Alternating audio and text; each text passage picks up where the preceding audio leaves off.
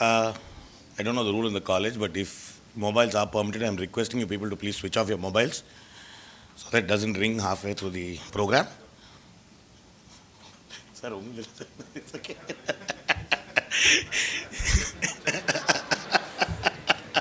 I'm sorry about that.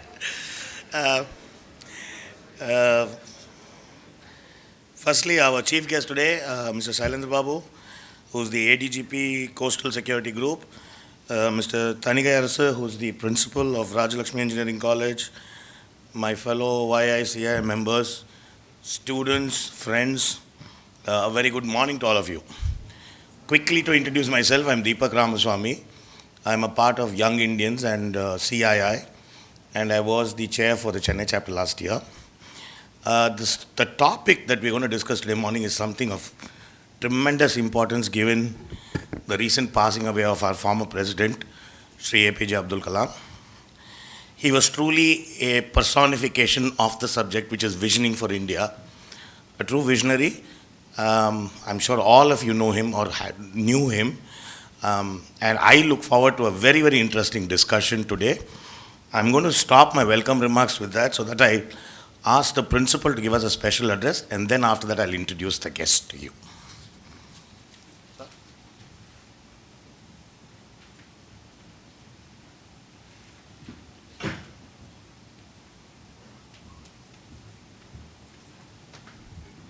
Good morning. Chief guest of the day, today's function, Dr. C. Sailendra Babu, Additional Director General of Police, Coastal Security Group, Tamil Nadu. Deepak Ramaswamy, Member Young Indians Governing Council, First Chairman Young Indians Chennai Chapter and Managing Director International Clearing and Shipping Agency.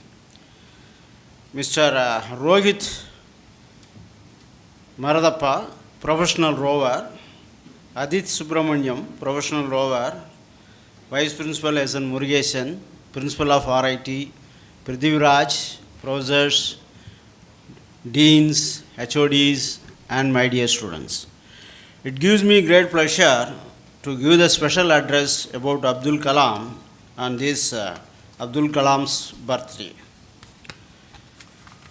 So, Dr. Abdul Kalam was born in 15th October 1931, 27th July 2050, October 1931 was the 11th, was born in 15th October 1931. After his graduation from Madras Institute of Technology in 1960, Kalam was joined the Aeronautical Department, establishment of the Defense Research and Development Organization. We can call it as DRDO as a scientist. He started his career by designing a small hovercraft, but remained unconvinced by his choice of a job at DRDO. Kalam was part of the INCO SPARE committee working under Vikram Sarabhai, the renowned space scientist. In 1969, Kalam was transferred to the Indian Space Research Organization, where he was the project director of India's first satellite launch vehicle SLV-3, which is successfully developed by the Rohini satellites in the near Earth orbit in July 1980. Kalam has first started work on expandable rocket project independently as DRDO in 1965. In 1969, Kalam received the government's approval and expanded the program to include more engineers. In 1963, he visited NASA's Langley Research Center in Hampton, Virginia, Goddard Space Flight Center in Greenbelt, Maryland. Between 1970 and 1990, Kalam made an effort to develop Polar Satellites Launch Vehicle PSLV and SLV-3 projects, both of which proved to be more successful. Kalam was invited by Raja Ramanna to witness the country's first nuclear testing, smelling Buddha as the representative of DPRL, even though he had not participated in its development. In 1970s, Kalam was also directed two projects, Project Devil and Project Valiant, which sought to be developed ballistic missiles from the technology of the successful SLV program. Despite the disapproval of the Union Cabinet, Prime Minister Indira Gandhi allotted secret funds for these aerospace projects through her discretionary powers under Kalam's directorship. Kalam played an integral role convincing the Union Cabinet to cancel the three nature of these classified aerospace projects. His research and educational leadership brought him great laurels and prestigious in 1980s, which prompted the government to initiate an advanced missile programs under his directorships. Kalam and Dr. V.S. Arunachalam, metallurgist and scientific advisor to Defense Minister, worked on this suggestion by then Defense Minister R. Venkatraman and a proposal for simultaneous development of a cure of missiles instead of taking planned missiles one after another. R. Venkatraman was instrumental in getting the cabinet approval for allocating 388 crores for the mission named Integrated Guided Missile Development Program and appointed Kalam as the chief executive. Kalam played a major part in developing many missiles under the mission, including Agni and intermediate launch ballistic missile and Prithvi, the tactical surface-to-surface missile. All the projects have been criticized for mismanagement and cost and time overturns. Kalam served as the chief scientific advisor to the Prime Minister and the Secretary of the Defense Research and Development Organization from July 1992 to December 1999. The Pokhran II nuclear tests were conducted during his period in which he played an intensive political and technological role. Kalam served as the chief project coordinator along with Rajagopal Chidambaram during the testing phase. Media coverage of Kalam during his period made him the country's best known nuclear scientist. However, the director of the site test, K. Sandhanam, said that the thermonuclear bomb had been a fissile and criticized Kalam for issuing an incorrect report. Both Kalam and Chidambaram dismissed the claims. In 1998, along with cardiologist Sona Raju, Kalam developed a low-cost coronary stent named the Kalam Raju stent. In 2012, Dew designed a rugged tablet computer for health care in rural areas, which was named as the Kalam Raju tablet. Mrs. Indira Gandhi, then Prime Minister of India, entrusted Dr. Abdul Kalam to develop missile system for India's defense via surface to surface, to air, etc. Kalam successfully completed the Indira Gandhi mission more successfully.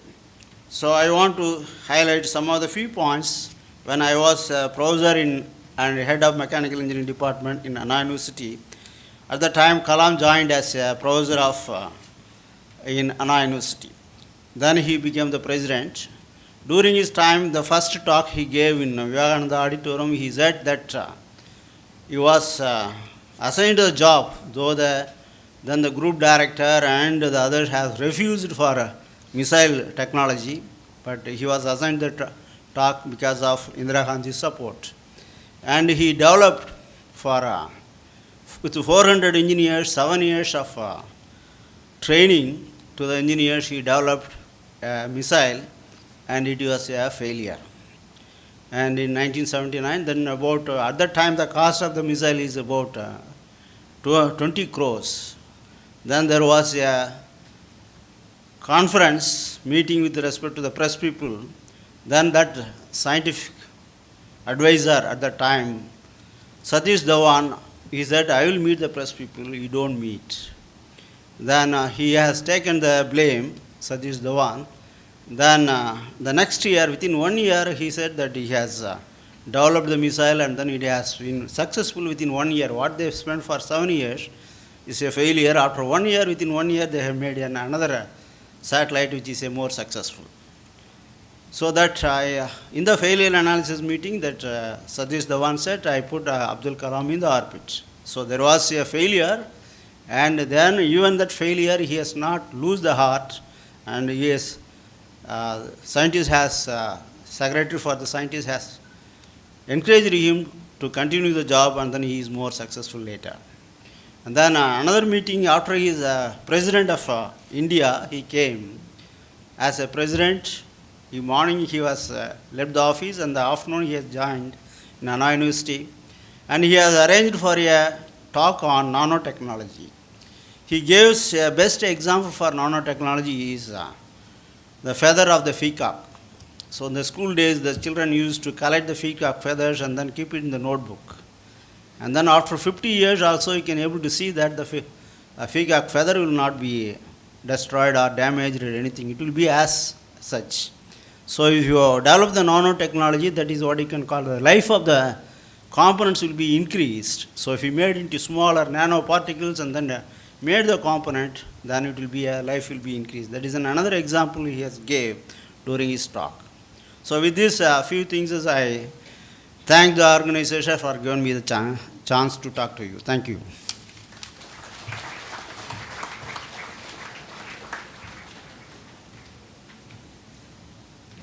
Yes, as principal has said, I think he was really a visionary. What sticks in my mind, and I used to travel a lot, especially when we went outside the country, the so-called Indians outside the country had little or no respect for this country. And those Pokhran tests, which we did so secretly and so wonderfully, I think was the single largest step that changed the perspective of Indians outside India about India. Anyway, moving on, now I have the honor, privilege, and the honor and privilege of introducing our guests, speakers for today. So let me start with the two young speakers on my immediate right, and then I will introduce our even younger chief guest, Dr. Shailendra Babu. So on my immediate right, I have Aditi Subramanian. Aditi is 18 years old and has been rowing from the age of 11. Correct me if I'm wrong somewhere. She started participating in national level championships at the sub-junior level from the age of 12. Her core events have been the coxless pair and fours. Representing Tamil Nadu State and Anna University, she has won medals in all formats. Recently, the Anna University team won the All India University Rowing Championship, and Aditi stroked the pair and fours to gold. And Sankavi was her bow for both events. So you have participated in the All India University Rowing Championship, National Sub-Junior representing Tamil Nadu, National Junior representing Tamil Nadu, National Senior representing Tamil Nadu, National Challenger Spirit representing Tamil Nadu, and the Asian Junior Championship representing India. Wow. The speaker to the immediate right, Rohit Maradappa. He's 21 years of age. He's been rowing since 2006 when he was 12. He was conferred the youngest finalist in his first national championship in 2007 and has been rowing ever since. Rohit recently won a silver for India at the coxswain of the Blue Ribbon event, the men's eights at the 16th Asian Rowing Championships. He is the first oarsman from Tamil Nadu to represent India in 26 years. Wow. So, Asian Rowing Championship, All India Universities, National Games, Junior Nationals and Sub-Junior Nationals. Now coming to the young chief guest of the day.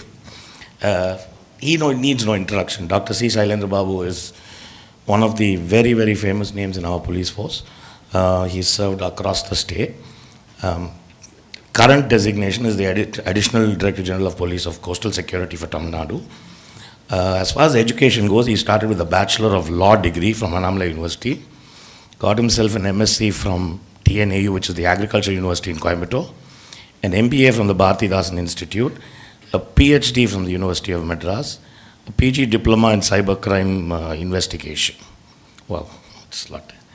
And his postings have been basically an Assistant Superintendent of Police for Gobichettipalayam, Salem and Dharmapuri, a Superintendent of Police for Dindigul, Sivagangai and Chengalpet, Kadalur and Kanchipuram, Deputy Commissioner of Police Adyar, which is my pet, Deputy Inspector General of Police Virupuram and Trichy Ranges, Joint Commissioner of Police Chennai City, Inspector General of Police Special Task Force, Commissioner of Police Coimbatore, IGP for the North Zone, which has a coastline of 300 kilometers, and the current posting, which is the ADGP of Coastal Security. His extracurricular activities, apart from being a brilliant police officer, I think he has taken part in the RD Singh Cup for swimming in the National Police Academy of Hyderabad, represented India in the Asian Masters Athletics Championships in Bangkok in 2004, gold medals in the state shooting competition in Tuticorin in 2000, 2007 and 2011, and Chennai in 2013 and 2015. He sailed a 5-ton boat from Chennai to Kanyakumari covering 1,000 kilometers during August 2012. He cycled 1,026 kilometers, wow. Coast of Tamil Nadu covering all the 595 villages from 6th to 16th. And he created the cyber investigation cells in 6 districts of northern Tamil Nadu. I'm going to quickly finish because he said don't say too much about it. But he's won the Prime Minister's Medal for life saving for swimming across the lake and saving 18 bus passengers who fell in a lake in Sivagangai during Jan 97. Amazing. He has also received the Chief Minister's Medal for outstanding devotion duty in 2000 for curbing communal riots in Cuddalore, the Chief Minister's Medal for gallantry for armed encounter with a Naxalite in 1993, President's of Police Medal for meritorious service in 05, President's Police Medal for distinguished services in 13.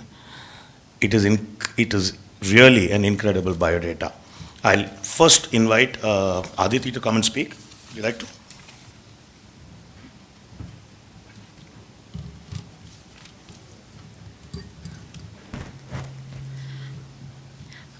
A very good morning to everyone present here. I have this privilege on speaking on this occasion of Dr. Abdul Kalam's birthday on my vision for India. So I am a professional oarswoman, which means I am the sport of rowing. And this started out as a summer activity, but slowly developed into a passion. And what rowing did was it taught me a lot of things which I used in many other fields, including my academics. And this is what I think is really important for everyone today, managing both your sports and both your academics. People tend to look at it as two different things. So what rowing basically taught me was, one was teamwork and trust. And this goes for any sport. It teaches you that without everyone else in the team, you cannot perform, you cannot win. And this you take to every other field. It goes beyond your sports. And you learn to trust everyone else in your crew. It also taught me confidence, most importantly self-confidence, and that whatever you do, whatever you want to achieve, you can achieve. And it teaches you to be confident. And it teaches you that there is no substitute for hard work. You cannot replace it with anything else. Those sessions where you wake up at 5 o'clock in the morning and where you're really tired but you still push yourself, you go beyond your own boundaries, that is where you make or break. And that is what can take you further, and that's what helps you win. It also teaches you guidance, and that is from every single aspect, from your coaches to your seniors. It teaches you that guidance can come from anywhere, and it is equally important to give it to everyone else. Rowing or any other sport helps you focus, it helps you concentrate, it gives you courage, and this, I think, can be used in our daily lives.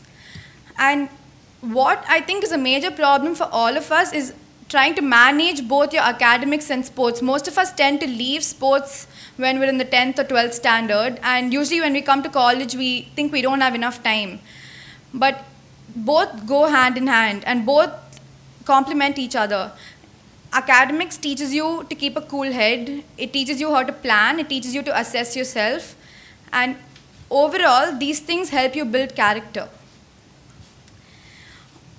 And this is what I think that the future should be about, that India in the future should aim for sports and academics to go side by side, not just exam oriented. And if you take sports and academics, why not sports in academics? Currently, India doesn't have many sports courses. We don't offer much education in sports. And we don't have many facilities to develop this area. So why not sports in education? Why not inculcate this at a really early age and start integrating this into your curriculum? Sports is a subject. Also, as an architecture student, I think infrastructure for sports is what can help India achieve and win on an international level. If you take other countries, the infrastructure and facilities cannot be compared to what we have here. And I think architecture is more than just buildings, it's more about designing the nation. So infrastructure for sports centers across the country will really go a long way in helping us to win on an international level. Also, as a girl, I think I can safely say gender equality in sports is very limited. It's almost non-existent. And most people tend to think of it as that we are incapable of doing it. And over the recent years, women, girls have come up a lot in this field. They have been winning for India on all platforms. So gender equality in the future for sports will encourage more women to pursue this, because right now sports is being looked down upon as a career in India. And when you tell your mother that you want to be a professional kabaddi player or a hockey player, it does not receive much enthusiasm as I want to be a professional cricketer. So lesser known sports, I think, should be given more importance, should be developed more further.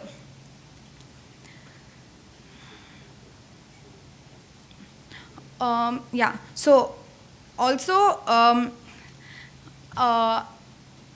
as a career especially, I think India in the future can inculcate this a lot. We can start from an early age. We can develop this a lot.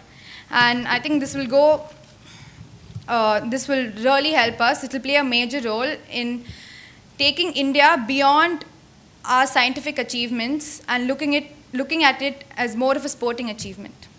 Thank you.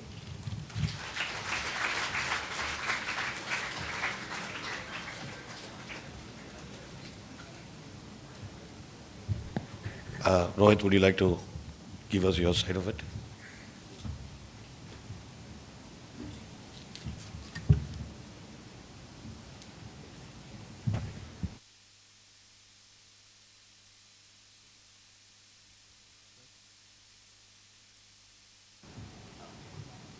Thank you so much, sir, for this opportunity. I'd like to wish a very good morning to our dear chief guest, our vice principal, our college principal, members of the dais, my esteemed guests sitting in the front, and my dear friends. I am Rohit Maradappa, and I am honored to address this gathering here on the birth anniversary of someone we really admire and respect, Dr. Abdul Kalam. And I'm here to talk about my vision for India. Well, like Aditi here said, I am a rower by passion, and rowing happens to be one of the oldest Olympic sports. Okay, and it is the second most physically demanding sport in the history of the world, right? And studies prove this. So rowing is a sport wherein you row your boat, right? They're carbon fiber boats. A lot of you engineering students should understand carbon fiber. They're high-tech racing crafts where you race in water. You race by using a lever mechanism, which is your oar, rowing oar, to propel yourself, and whoever crosses the finish line first is the winner. And rowing is also an extremely grueling, physically demanding sport, but also requires high levels of mental fitness and sharpness, right? And one great Olympic rower said, 8 lunatics pull on a levered oar to feel the excruciating pain flow through their forearms and thighs. A sport where mental strength is the key to winning. And taking one stroke off, one paddle off, would mean you're giving up the chance of winning for your crew. And this is what rowing is all about. It is a sport which is dominated primarily by people who are like around 6 feet 3 and weigh about 180 to 200 pounds. Then, my dear friends, where do I, somebody who is just like 5'7" and 55 kilos, fit in? Look at me, just look at me. Right? So, well, this is what everybody asked me, and a question that kept repeatedly running in my mind. Right? Even our chief guest today had asked me this question.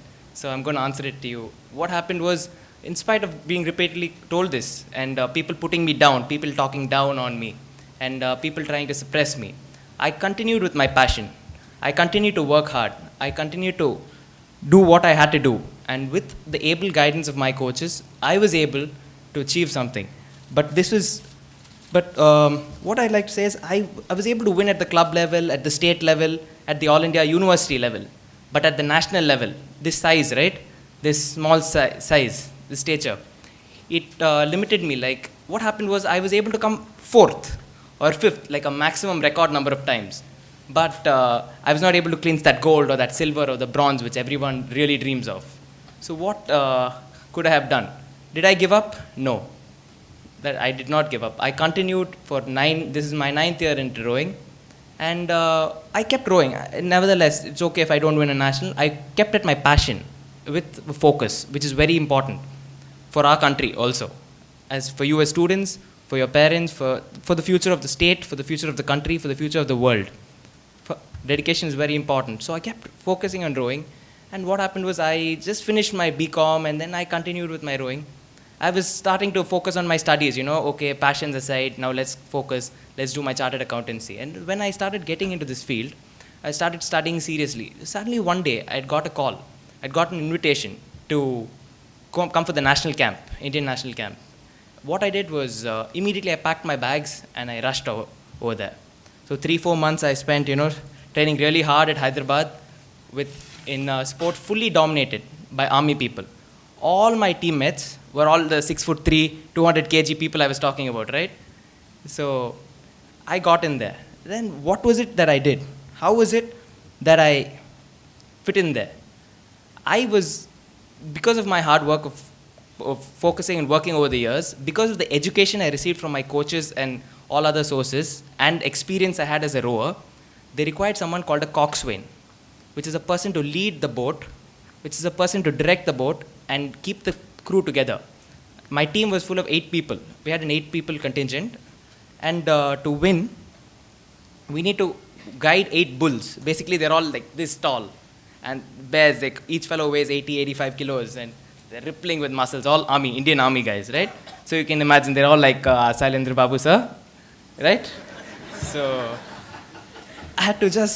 all I had to do was keep them together, keep them focused, give them that winning edge, right? So this is where all the hard work I put in for all those years worked. It is because the education I received from my coaches that it all helped me. And in that 3-4 short months I was at the camp, I had to learn Hindi, I had to learn to cook for myself, I had to learn to look after myself, live alone, and waking up earlier than before, at 4 in the morning every day, and we used to go to sleep only by 10:30, 11 in the night. It used to be a really long, grueling day. But sooner than I knew it, I was at Beijing. I was selected to represent our country, something that a lot of us dream of, doing in sports like cricket. And so we represented our country. And we were in the race. And even sooner than I knew it, I was in the finals. Our crew was in the finals, and we were racing against the best in Asia. We were racing against China, we were racing against Japan, Kazakhstan, and so on and so forth, right? And this was the final race. And last year at the Asian Games, we lost to Japan. Okay, Japan beat us. And this time we were not going to let that happen. I was not going to let that happen.